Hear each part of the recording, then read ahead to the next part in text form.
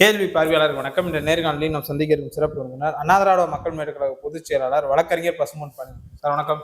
வணக்கம். முதலமைச்சராக பதவியேற்றதிலிருந்து ஜோசப் விஜய் அவர்கள் முதலமைச்சர் ஜோசப் விஜய் அவர்கள் முதல் கூட்டமாக திருச்சி கிழக்கு மாவட்ட தொகுதி மக்களுக்கு நன்றி தெரிவிப்பு கூட்டத்துக்கு வந்திருக்காரு. கிட்டத்தட்ட ஒரு 10 கிலோமீட்டர் மக்கள் வெள்ளம் அங்கங்க சூழ்ந்து இருந்திருக்காங்க. தொடர்ந்து வரவேற்றிருக்காங்க. இது ஒரு கூட்டத்தை மீண்டும் தன்னுடைய ஆளுமையை காட்டக்கூடிய வகையில திமுக அதிமுக நேரடி சவாலாக விட்டுருக்காங்க. என்னுடைய வெற்றி பலருக்கு ஜீரணிக்க முடியலன்ற மாதிரி ஒரு கருத்தை வச்சிருக்காங்க. எம்ஜிஆருடைய வாக்கு சதவீதத்தை கூட அதிகமான வாக்கு சதவீதம் பெற்றிருக்கேன், திமுக தாவேக்கா இடையே தான் போட்டின்ற மாதிரி பல்வேறு கருத்துக்களை வழங்கியிருக்காங்க. எப்படி பாக்குறீங்க சார்? முதல் நீங்க அவர் ஒரு ஆளுமைன்றதை திரும்ப பெற்றுக் கொள்ளுங்கள். ஏன் சார்? அவர் திரிசா கொண்ட ஆளுமையா இருக்கலாம். தமிழ்நாட்டுக்கு முடிச்ச சாபக்கேடு முதல்வர் சார். நீ உங்களுக்கு இந்த இவிஎம் மிஷினு கொண்டு அவர் முதல்வர். வாக்குச்சீட்டு முறையில் வைப்போம், தேர்தலில் ஜெயிச்சுட்டு பார்ப்போம். இன்னைக்கு பஞ்சாப்ல பாஜக படுகொலையை சந்திச்சிருக்கு.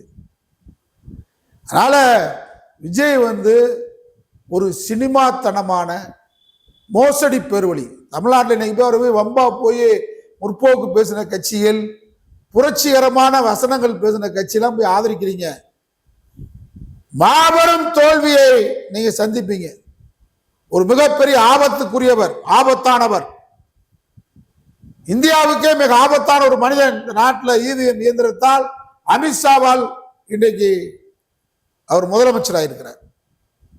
மக்கள் சக்தியும் கிடையாது, மண்ணாங்கட்டி சக்தியும் கிடையாது. என்ன மக்கள் சக்தி? நீ திரண்டு இருக்காங்களா சார் ஒரு 10 கிலோமீட்டர் தூரத்துக்கு? அது முதலமைச்சர் ஆறதுக்கு முன்னாடி வந்த கூட்டம் எப்படி வந்துச்சுன்னு தெரியும். இன்னைக்கு கூட்டமா இருந்துச்சு. ஃபிளாப். இன்றைய திருச்சி விசிட்டு முழுக்க தோல்வி. இந்த அரசுக்கு கிடைச்ச தோல்வி, தாவேக்காவுக்கு கிடைச்ச தோல்வி. மக்கள் சக்தி இன்றைக்கு திரளவில்லை. திரட்டி பார்த்தார்கள், திரட்டவும் முடியவில்லை. திருச்சியில இன்னைக்கு மாபெரும் தோல்வியை இந்த விஜயுடைய ரிசல்ட் வருகை தெரியுது. நீங்க முதலமைச்சர் ஆகி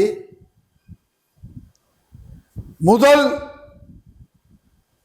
பேச்சிலேயே உங்களுக்கு தோல்வி ஆரம்பிச்சிருச்சு.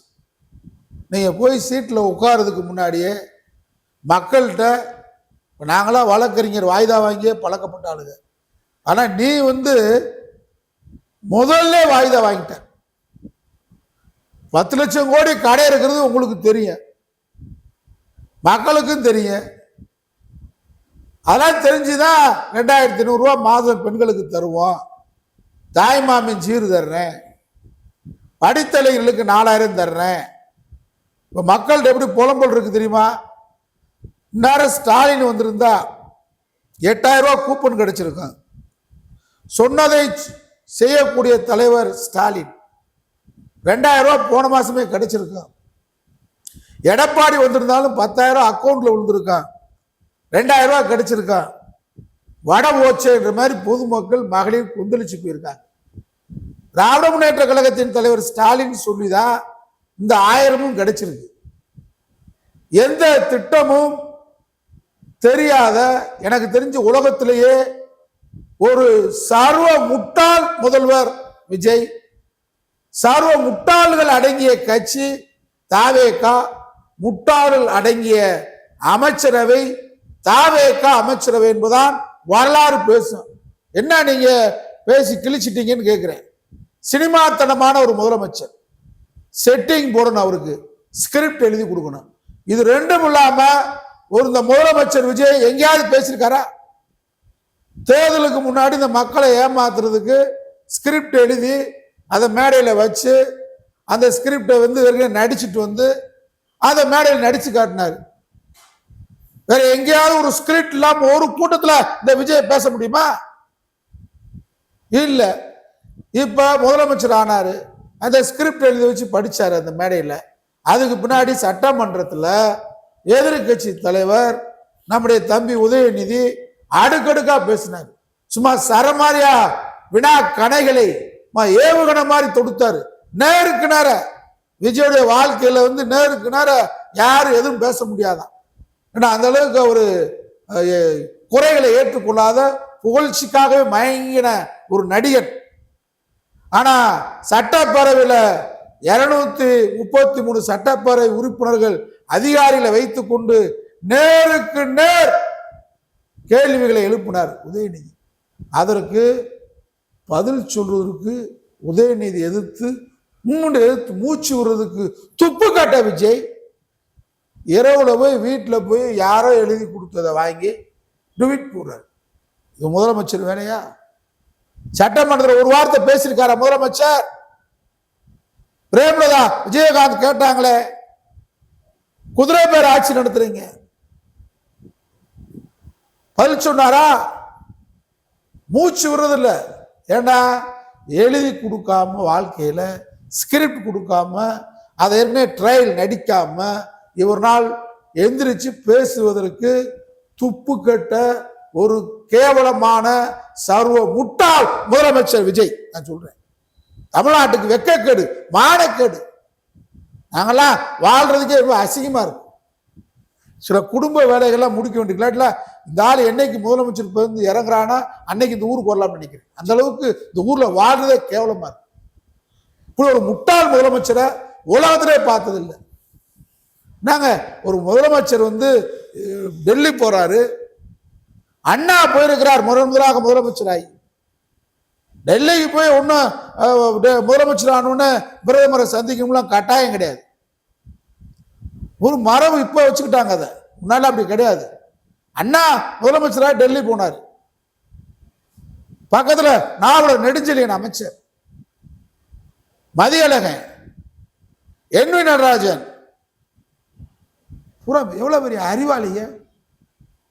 காமராஜர் முதலமைச்சர் ஆகியிருக்காரு, கக்கனை கூட கூட்டு போறாரு. அவரு சுப்பிரமணியனை கூட கூப்பிட்டு வர, ராமையாவை கூட கூட்டு போனார். எப்படிப்பட்ட ஆளுங்க. எம்ஜிஆர் முதலமைச்சர் ஆனாரு, ராஜாராம கூட கூட்டு போறாரு. அரங்கநாயகம், காளிமுத்து, ஆர்எம்வி, அம்மா முதலமைச்சர் ஆனாங்க. எஸ்டிஎஸ் போன்றவர்களை, ராகவானந்தம் போன்றவர்களை கூட்டு போனாங்க. பேர் எப்படி ஞாபகம் வருது பாருங்க. எப்படி எப்படி ஆளுக மனதில் நிற்கக்கூடிய ஆட்கள். தாவேக அமைச்சர்களை பாருங்க, இன்னும் 20 ஜென்மம் எடுத்தாலும் அவங்க பேர் ஞாபகம் வராது. இந்த மூஞ்சின்னு நிக்காது. டிக்கெட் எடுத்த பேருங்க, பிளாக் டிக்கெட் எடுத்த பேர்ல வச்சுக்கிட்டு மச்ச அமைச்சர் சொன்னா இவங்க மூஞ்சிகளும் முகரிலும் பாருங்க. அதை விட நம்முடைய பன்னீர்செல்வம் முதலமைச்சர் ஆனார், எடப்பாடி முதலமைச்சர் ஆனார். யாரெல்லாம் கூட கூட்டு போனாங்க? அவங்க எல்லாம் யார கையில வச்சிருந்தாங்க? எப்படிப்பட்ட ஆளுக்கெல்லாம் கையில வச்சிருந்தாங்க? ஸ்டாலின் துரைமுருகனை கூட்டு போவார். ஒரு ஏவா வேலு, ஒரு அமைச்சர்களை கூட்டு போறதுக்கும் கூட பேசுறதுக்கும் ராஜா போன்ற நாடாளுமன்ற உறுப்பினர்கள். நீ வந்து ஒரு முதலமைச்சராகி போனா நம்ம வரி பணத்துல, நாடு உழைக்கிறவன் வரி பணம். நீ டெல்லி போனது நான் நயா பைசா தொடமாட்டேன், அரசு பணத்தை கஜனாவை தொடமாட்டேன்னு சொல்ற மானங்கட்ட விஜய் யார கூட்டு போறாரு? மிகப்பெரிய தொழிலதிபர் விஷ்ணு ரெட்டிக்கு எங்க வரி பணத்துக்கு என்னடா சம்பந்தம்? எங்க வரி பணத்துல போறதுக்கு விஷ்ணு ரெட்டி யார்? ஆந்திரா தொழிலதிபர், அவன் யார் எங்க வரி பணத்துல போறதுக்கு? உன் டோபா முடிய சரி பண்றவன் ஜெகதீஷ், நூறு ஜெகதீஷ் பிஏ, மாமா ஜெகதீஷ் அது வேற. இந்த ஜெகதீஷ் யாரு? டோபா முடிய சரி கட்டுற எங்க வரி பணத்துல போகணுமா? டோபா முடிய சரி கட்டுறவன். முதல் விஜய் டோபா அப்படின்றத அந்த அனில் குஞ்சியை தெரிஞ்சுக்கங்க. அந்த டோபாவை சரி கட்டணும். ஏன் நிகழ்ச்சி பூரா கேன்சல் ஆகும் தெரியுமா? திடீர்னு இந்த ஆள் மும்பை போயிடுவானா, இந்த டோபா அப்படி சரி கட்டு திடீர்னு. அவன் மும்பை போட்டா யாரும் அந்த டோபாவை சரி பண்ண முடியாத விஜய் டோபாவை. அவன் சரி பண்ணாடினா ஒரு நிகழ்ச்சி கேன்சல், அதான் ரத்து. அடிக்கடி ரத்தா இருக்கான, அடிக்கடி கோவா போயிடுவானா, மும்பை போயிடுவானா. இந்த டோபா அப்படி சரி பண்றவன் என்ன? எங்க வரி பணத்துல டோபா அப்படி சரி பண்றவனா கூட்டு போறது? அணில் குஞ்சுகளே, குட்டீசுகளே, நம்பீசுகளே, நண்பாசுகளே, சிந்திங்கடா. இவங்க எல்லாம் கூட்டு போயிட்டு பிரதமர் அலுவலகத்தில் பார்த்தா பூரா தர டிக்கெட்டா வருதுடா. இந்த தர டிக்கெட்டை பூரா இங்கிட்டு ஓரம் அனுப்பி உரமிட்டு உள்ள அனுப்ப போய் என்ன பேசுன? ஒரு முதலமைச்சர் இன்னைக்கு திருச்சியில வந்து வக்கனையா பேசுறிய, வீரம்மா மாதிரி பேசுறிய, எழுதி கொடுத்துருக்கேன் ஸ்கிரிப்ட் செட்டிங்ஸு. திருச்சியில் செட்டிங்ஸ் பண்ணிட்டாங்க அந்த காலேஜில். உனக்கு ஸ்கிரிப்ட் நேற்று ரெடி பண்ணிட்டு நேற்று கண்ணாடிக்கு முன்னாடி நடிச்சுட்டேன். அப்படி இருந்தால் தான் உனக்கு பேச வரும். சட்டமன்றத்தில் கேட்குற கேள்விக்கு பதில் வராது. பத்திரிகையாளரை கண்டா 10 அடிக்கு அங்கிட்டு ஓடுறியே. ஏன் பத்திரிகையாளரை கண்டு ஓடுற? பிரதமர் மோடி பத்திரிகையாளர் சந்திக்கிறாரான்னு கேட்கிறாங்க. மோடி சந்திக்காததுக்காக ஆணவம். நான் இந்த நாட்டுடைய பிரதமர், சர்வ வல்லமை படைத்தவன், நான் ஒரு சர்வதிகாரி, நான் பத்திரிகையாளருக்கெல்லாம் பதில் சொல்ல வேண்டிய அவசியம் எனக்கு என்று திமிர் ஆணவத்தால் மோடி பத்திரிகையாளர் சந்திக்கல. கடவுள் பிள்ளை, நான் கடவுள் பிள்ளை. ஆறா பத்திரிகையாளர் சந்திக்க வேற ஒரு விஜயுமே தேவதூரன் இந்த மாதிரி ஒரு அது எப்படி வேணாலும் சொல்லுவாங்க. என்ன சொல்லுவாங்க? தேவர் பத்த பிள்ளைன்னுவாங்க, அப்புறம் என்னென்னமோ சொல்லுவாங்க, அது வேற. ஆனால் விஜய் வந்து பத்திரிகையாளர் சந்திக்காததுக்கு காரணம் அச்சம், முட்டாள். நான் முட்டாள் விஜய்ன்னு சொல்றேன், பகிரங்கமா சொல்றேன். ஒரு பத்திரிகையாளருக்கு பார்த்து பயப்படுற அச்சப்படுகிற முதலமைச்சர், சட்டமன்றத்தில் கேட்கிற கேள்விக்கு பதில் சொல்ல முடியாம யாரோ எழுதி ட்விட்டர் தன் பேர்ல போடுற ஒரு முட்டாள் முதலமைச்சர். முதல்ல இந்தியாவில் இருக்க பத்திரிகையாளர்கள்லாம் திரள்றாங்க, உலகம் முழுவதும் இருக்க பத்திரிகையாளர் திரண்டிருக்கிறாங்க. அவங்கள பார்த்து ஒரு மரியாதைமா வணக்கம், நான் உங்களை எல்லாம் விரிவாக சந்திப்பேன், விரைவில் உங்களை அழைப்பேன் சொல்லிட்டு போங்க. இதை சொல்றது கூட உனக்கு எழுதி கொடுக்கணும், நீ அதை பார்க்காம சொல்ல முடியாது. 1 மணி நேரம் கண்ணாடிக்கு முன்னாடி நின்று நீயா பைத்தியக்கார மாதிரி இப்படி பேசிட்டு வரணும். வணக்கம், நான் உங்களை சந்திக்கிறேன் 1 மணி நேரம் ட்ரையல் எடுத்துட்டு அதை உனக்கு சொல்லி கொடுத்து எழுதி கொடுத்தாதான் பேசுவேன். நீ நாட்டுக்கு முதலமைச்சரா? ஆதவர்ஜுனா தான் இப்ப முதலமைச்சர். இவர் தான் நிஜ முதலமைச்சர் ஆதவர்ஜுனா. நிழல் முதலமைச்சர் தான் விஜய். ஏன்னா இவர் முதல் அமைச்சர், ஆனா அவர் முதல் போட்ட அமைச்சர். யாரு?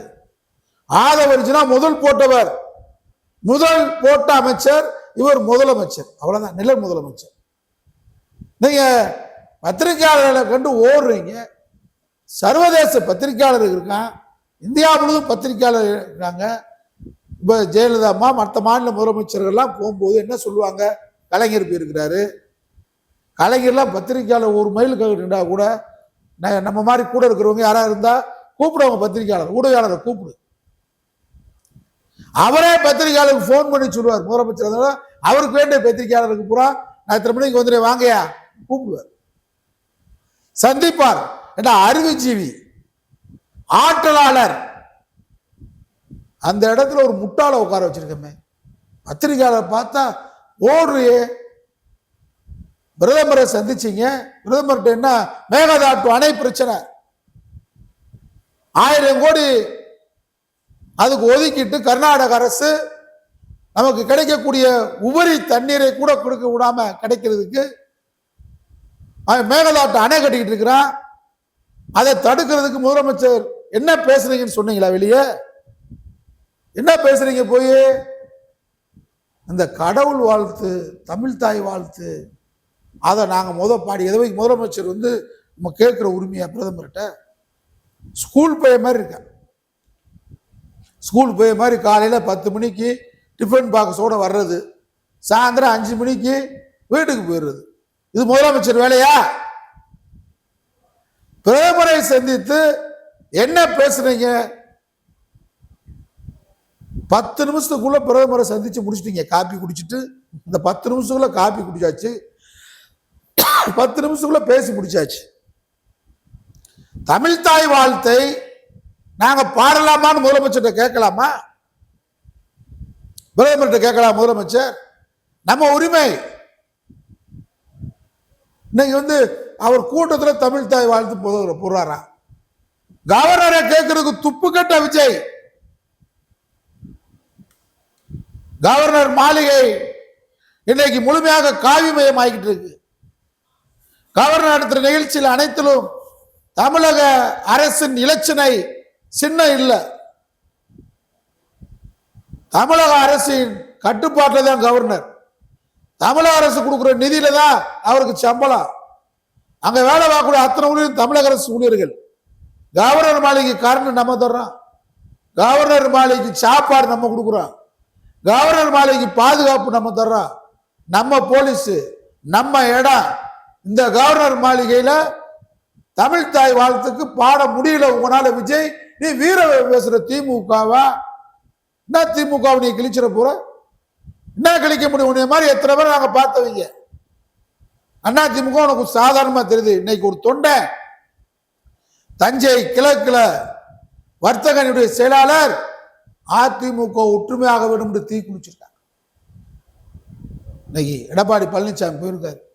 அதிமுக பார்க்காத தோல்வியா? அதிமுக ஒரு சிவி சண்முகம், ஒரு வேலுமணி, ஒரு விஜயகா பாஸ்கர் போயிட்டா அதிமுக கட்சி எல்லாம் போயிருமா? திராவிட முன்னேற்ற கழகம் சந்திக்காத தோல்வியா? ஒரே ஒண்ணு மட்டும் சொல்றேன், தாவேகா கட்டமைப்பு இல்லாத சினிமா செட்டிங்ஸ், ரீல்ஸ் மோகம், நடிகர் மோகம் நிக்காது. எம்ஜிஆர் ஒப்பிடுறதுக்கு உனக்கு எந்த தகுதியும் இல்லை. எம்ஜிஆர் வெற்றியை சொல்ல முடியுமா? எம்ஜிஆர் 1973 மிருகபல உள்ள திமுக, பவர் உள்ள மாவட்ட செயலாளர் முத்தண்ணன், அவரை எதிர்த்து மதுரை மாவட்டம் திண்டுக்கல் தொகுதியில நாடாளுமன்ற தொகுதியில வெற்றி பெற்றார். எம்பிக்கு முதல் வெற்றி. அரகநாயகம் கோவை சட்டப்பேரவையில் இடைத்தேர்தலில் கலைஞர் முதலமைச்சர், மிருகபலமான ஆட்சி அதிகாரம் இருக்கு, வெற்றி பெற்றார். பாண்டிச்சேரியில் வெற்றி. விஜய் அலை பாண்டிச்சேரி இல்லையா? பாண்டிச்சேரியில் உங்களால ஒரு சீட் உடைய வர முடியல. இயந்திரத்தில் நீங்க ஜெயிச்சிருக்கீங்க விஜய், அது உங்களுக்கு தெரியும். அதிமுக மிகப்பெரிய கட்டமைப்புள்ள இயக்கம். 96 தேர்தலில் புரட்சி தலைவர் அம்மாவே தோத்தாங்க. 4 இடம் தான் அதிமுக வெற்றி பெற்றுச்சு. ஆனால் அதுக்கு பின்னாடி 3 தடவை ஆட்சியை பிடிச்சிருக்கு. கட்டமைப்பு மிகப்பெரிய கட்டமைப்பு. அவரும் பிரிந்தவர்களை ஒன்று சேர்க்கல. அவரும் மிகப்பெரிய ஒரு கூட்டணியை உருவாக்கல. ஆனா அதிமுகவுக்கு 1,34,00,000 வாக்கு விழுந்திருக்கு. அது மாதிரி திமுகவும் தன் தவறுகளை முழுமையாக உணரவில்லை. திமுக 91 ராஜீவ்காந்தி படுகொலை போது கலைஞரும் பரிதிகளவில் 2 இடம் தான் வெற்றி பெற்றுச்சு. அதுக்கு முன்னாடி 4 தடவை திமுக ஆட்சியை பிடிச்சிருக்கு ஜோசப் விஜய். அதனால நீ எடப்பாடி பழனிசாமியை சாதாரணமா கருதா, அண்ணா திமுக எம்ஜிஆர் உருவாக்கின கட்சியை சாதாரணமா கருதாது. அது மாதிரி திமுகவை நீ இங்க இருக்கிற மூர்த்தி ஏவா பார்த்து திமுக மதிப்பிடாத. வேற அண்ணா அவர்களால், கலைஞர் அவர்களால், ஸ்டாலின் அவர்களால் கட்டி காக்கப்பட்டு கொண்டிருக்கூடிய மாபெரும் இயக்கம். அதனால திமுக அண்ணா திமுக இந்த தேர்தலில் பின்னடைவை சந்திச்சிருக்கே தவிர தமிழ்நாட்டில் திமுக அதிமுக இருதரவு அரசியல் தான் நிற்கும். நாளைக்கு வச்சு பார்ப்போம். வாக்கு இயந்திரம், தூக்கு வாக்கு இயந்திரத்தை, வாக்குச்சீட்டு வரதான் போகுது, நீதிமன்ற செல்லதான் போறான், உச்ச நீதிமன்றத்தை நாடுவான். பஞ்சாபுக்கு எப்படி ஒரு உத்தரவை கொடுத்தார்களோ அது மாதிரி தமிழ்நாட்டு உள்ளாட்சி தேர்தலில் வாக்குச்சீட்டு முறை வைப்பான். விசில் சத்தம் கேட்குதான்னு பார்ப்போமா? விசில் சத்தம் RSS அமித்ஷாவால் விசில் சத்தம் கேட்டிருக்கு. பெரிய வெற்றிலாம் கிடையாது. திமுகவா டிவிகேவா தேர்தல் சந்திப்போம், எப்படி வேணாலும் சந்திப்போம். அதனால மக்கள் நல திட்டம் இல்லை, சட்ட ஒழுங்கு கெட்டு போனா அதை காப்பாதுக்கு துப்பு கட்ட முதலமைச்சர், போலீஸ் லாக்கா உன் கையில் இருக்கு. நீ சினிமா பட முதலமைச்சர், ஒரு நாள் முதலமைச்சர் மாதிரி இருக்கு. அந்த ஒரு நாள் முதலமைச்சராவது அந்த படத்தில் நல்லா வேலை பார்த்தாரு. நீ ஒரு டூப்ளிகேட் முதலமைச்சர் மாதிரி உட்கார்ந்துக்கிட்டு எல்லா அதிகாரம் கையில் இருக்கு. தினசரி பாலியல் தொல்லை, மூதாட்டிக்கு தொல்லை, இங்கே படுகொலை. நேற்றைக்கு இரவு சென்னையில் பகிரங்கமா கோயம்பேட்டில் 17 வயசு பிள்ளைய, அந்த பிள்ளைய எப்படி மது கூடுதல் விட்டீங்க? பார்ல எப்படி தண்ணி அடிக்க விட்டீங்க? அந்த பிள்ளைய வெளியே ஸ்கூட்டர்ல ஏறின பிள்ளைய பயங்கரமா ஏற்றி கொலை பண்றான். யாரு ஆச்சு? இது திமுக சதியா? நீ ஞாயிற்றுக்கிழமையானா லீவுன்னு படுத்துக்குருவோம் முதலமைச்சர். ஸ்கூல் பையன் மாதிரி வர்ற, 10 மணிக்கு டிஃபன் பாக்ஸோட வர்ற, மத்தியானம் சாப்பிட்ற, அதை ரீல்ஸ் போடுற, அப்புறம் சாயந்தரம் 5 மணிக்கு வீட்டுக்கு போற ரீல்ஸ் போடுற. நாடு உருப்படுமா? ஆனா விஜய் இன்னைக்கு திருச்சிக்கு வந்ததுல கூட்டமே இல்லை. மக்கள் இந்த 20 நாளையே தெரிஞ்சு போச்சு, இந்த முதலமைச்சரால் மக்களை ஆளுகின்ற சக்தி இல்லை, திறமை இல்லை, ஆற்றல் இல்லை. ஆகவே இந்த முதலமைச்சர் தேவையில்லை முடிவுக்கு மக்கள் வந்துட்டாங்க. நீயா ஒரு 10 பேரை கூப்பிட்டு வச்சிருக்க, பழைய ரசிகர் இல்லை. தேர்தல் பிரச்சாரத்துக்கு வந்த கூட்டம் இப்ப நன்றி சொல்றதுக்கு வந்த போது இல்லை. அதுக்கு காரணம் சட்ட ஒழுங்கு சந்தி சிரிக்குது, பெண்களுக்கு பாதுகாப்பு இல்லை, சொன்ன வாக்குறுதி நிறைவேற்ற முடியல, பத்திரிகையாளர் சந்திச்சு பேச முடியல. எந்த பொது நிகழ்ச்சியில முதலமைச்சர் கலந்துக்கிறாரா? அரசு நிகழ்ச்சியில கலந்துக்கிறாரா? சிங்கப்பெண் ஒன்று ஆரம்பிக்கிறேன்டாரு. அந்த சிங்கப்பெண்ணுக்கு சினிமா செட்டிங்ஸ் மாதிரி போட்டு எல்லாம் தயார் பண்ணி காலையில ரத்து. எதுக்கு ரத்து? ஒரு அரசாங்க நிகழ்ச்சி ரத்தானா அதுக்கு காரணம் சொல்லணுமா இல்லையா? ஏன் காரணம் சொல்லல? சினிமா தனமா செட்டிங்ஸ் போடுறது. உனக்கு சினிமாவில் வேணா செட்டிங்ஸ் போடுவாங்க, கட்டுவாங்க, எவ்வளவு வேணாலும் செலவு பண்ணுவாங்க. அரசு பணம், மக்கள் பணம், ₹1 கூட நான் அரசு பணத்தை வீண் செய்ய மாட்டேன்னு சொல்றீங்க. இந்த சிங்கப்பெண் படை உருவாகுறதுக்கு பெரிய அளவுல அரசாங்கத்துல செட் போட்டு எல்லாம் தயார் பண்ணதுக்கு பின்னாடி ஏன் முதலமைச்சர் ரத்து பண்ணான்னு சொல்லிட்டு அரசு அறிக்கை இருக்கா? சினிமா மாதிரி பெரிய செட்டு போடுவான், பெரிய வீடு மாதிரி கட்டுவான், மாளிகை மாதிரி கட்டுவான், இடிச்சிருவாங்க. அது தயாரிப்பாளர் சினிமா படத்துக்கு செய்வான். இங்க என்ன அரசாங்கத்தை சினிமா படம் மாதிரி நடத்துறது, சினிமாத்தனமாக இயங்குவது, சினிமாத்தனமாக பேசுவது, சினிமாத்தனமாக நடிப்பது. இது முதலமைச்சருக்கு அழகா? முட்டாள் முதலமைச்சர். வெகு விரைவில் இந்த முதலமைச்சர் ஆட்சியிலிருந்து இறக்குவதுதான் எங்களே போன்ற வேலை. நன்றி சார். நன்றி.